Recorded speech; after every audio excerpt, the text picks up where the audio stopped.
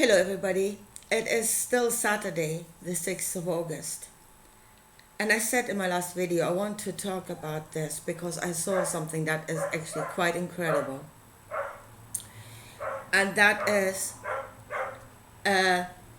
being led on a spiritual path which will create in you a spiritual change. That means it is creating energetic changes in your light being. Yeah? And as I said, if you're unconscious, you cannot see what's being done to you on a spiritual level.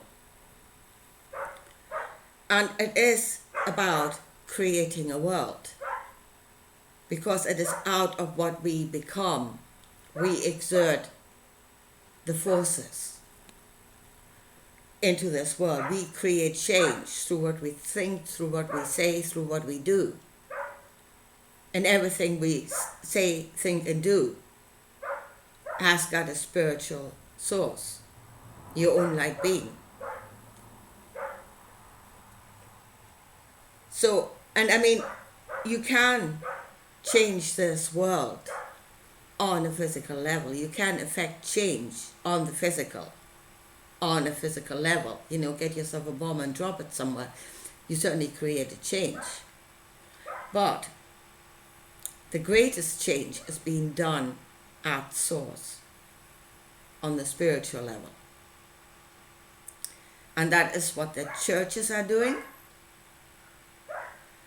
And I just want to show you how so many others, you really must see the sources that are impacting you, so that you have free will to discern.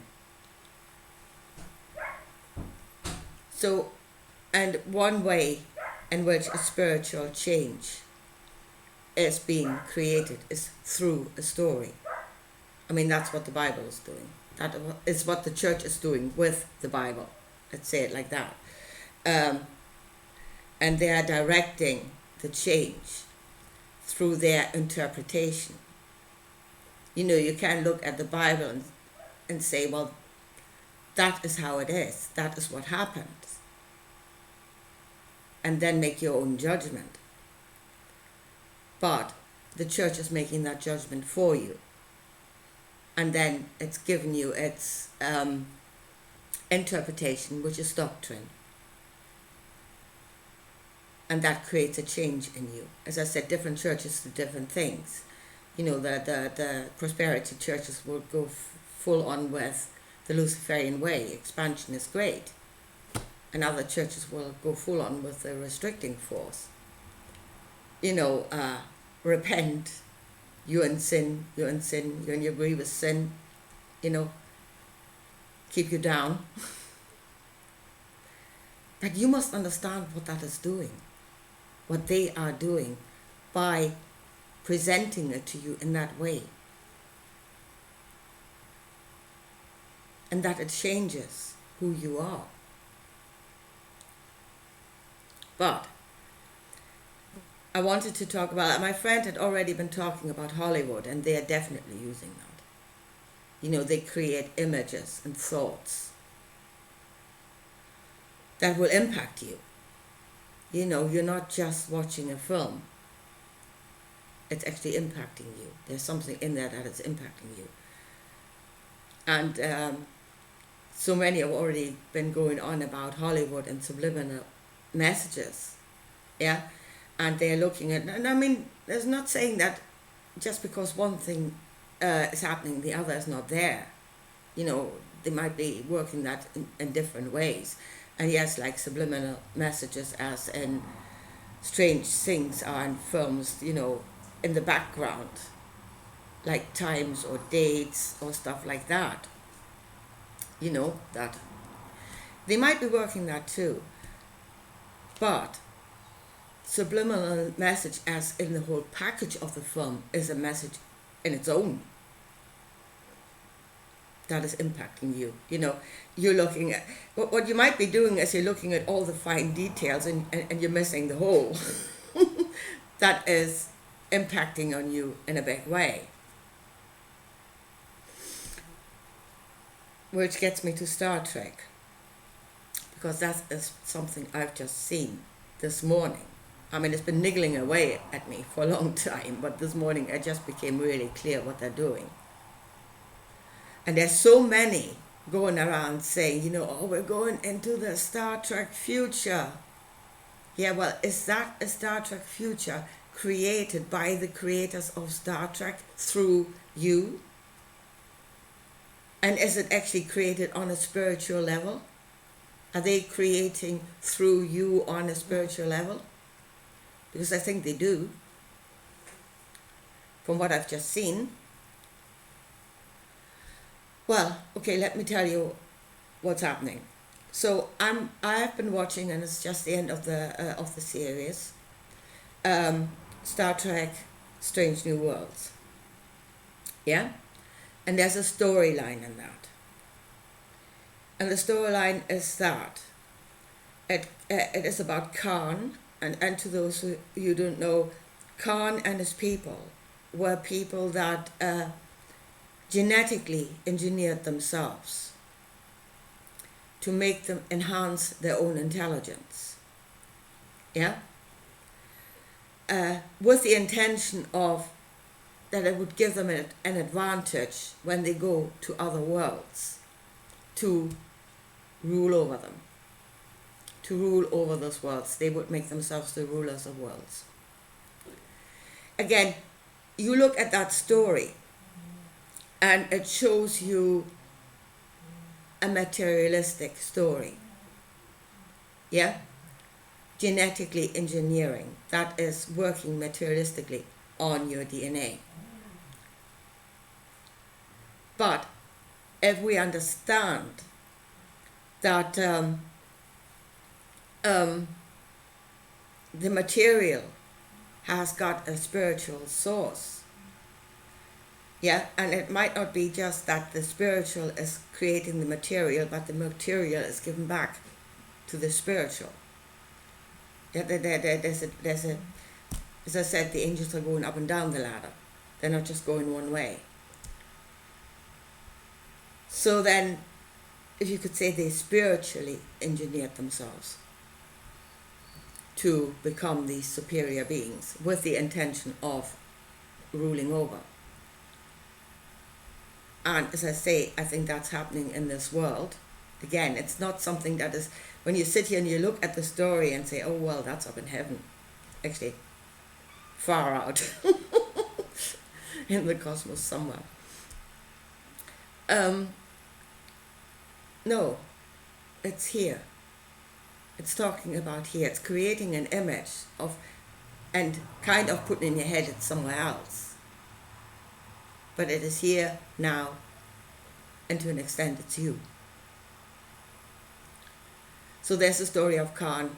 And what happened then was that the Federation put a complete ban on all genetic engineering. Flat out ban, if you do it, you go to prison. Yeah? And again, I was thinking, is that the church? Who saw Jesus and then put a flat out ban on all spiritual engineering?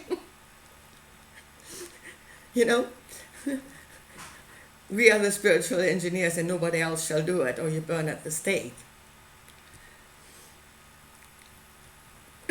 Anyway, so in the storyline, so that's where we are. There's a flat out ban on genetic engineering, and now they brought in a new people, the Illyrians. And the Illyrians do genetically engineer themselves. That's why they're not allowed into the Federation. They've been judged. But the Illyrians genetically engineer themselves in order to become compatible with the world that they're going into. Not to rule over it, but to make themselves compatible so that they will not be destructive in that world. I mean, listen to that. Yeah? And now I don't know, because one of the Illyrians is now going on trial And I don't know what Star Trek will do with this, what the verdict will be on this. But, I mean, talk about, talking about a spiritual concept in a story. And to the sheep that cannot see that, they will take the story and it will create a change in them. It will create a change in them. I mean, for myself, if I can look at the story now and see it from what I've seen before, what I've seen in the Bible and all these concepts, and know what they're talking about.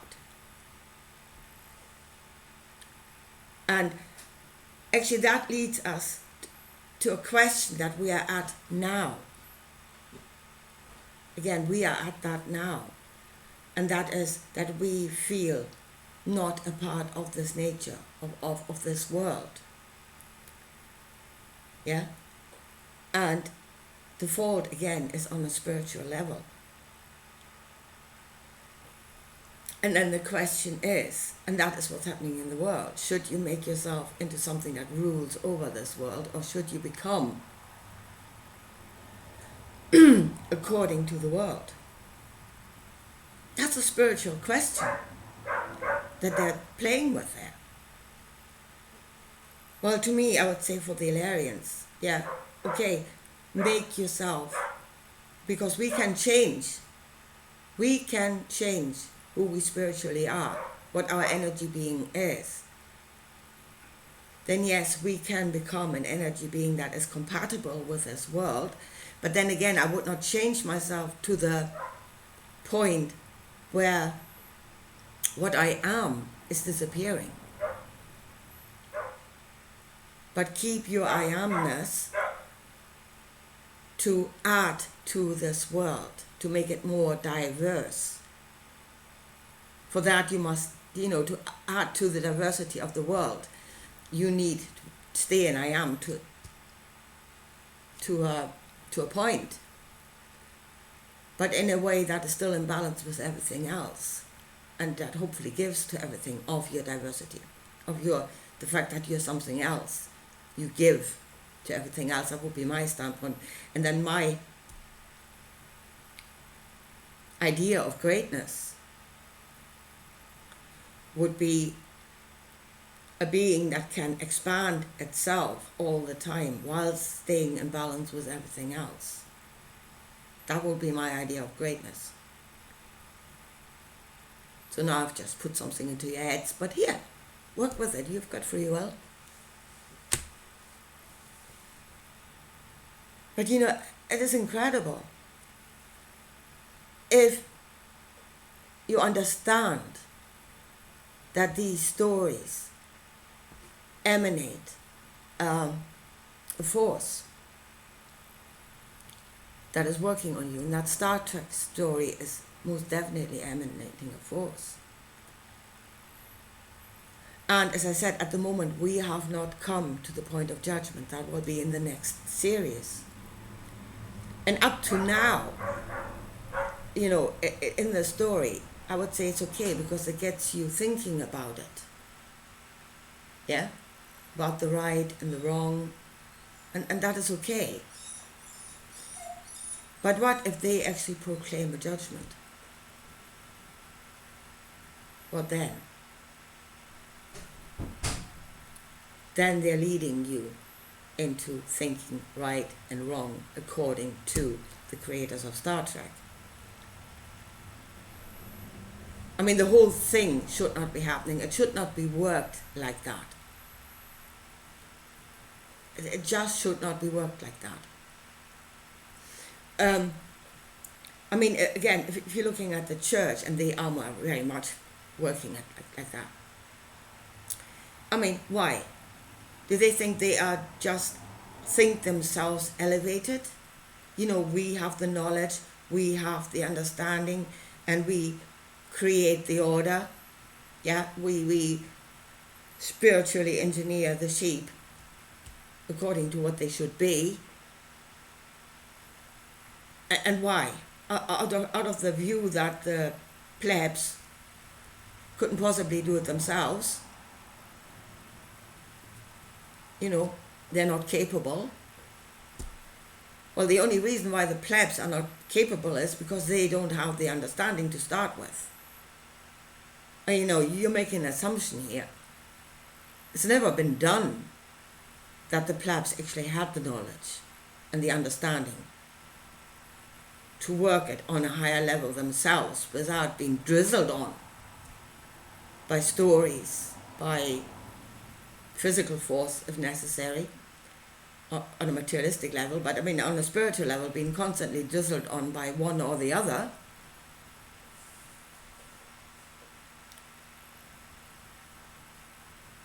It has never been done. I mean, Jesus, I mean, the knowledge said, give it to all. As I said in my video before, his interpretation was not all that good either. But give the knowledge to all, the knowledge, not the doctrine, not what you should do with it. But give the knowledge to all. And that has never been done. I mean, as I said, the elevated might think, you know, the plebs are not capable. You don't know that they're not capable. It's never been done. That's a very big assumption. Anyway, I will leave it at that for now. And I'll talk to you again soon. Bye.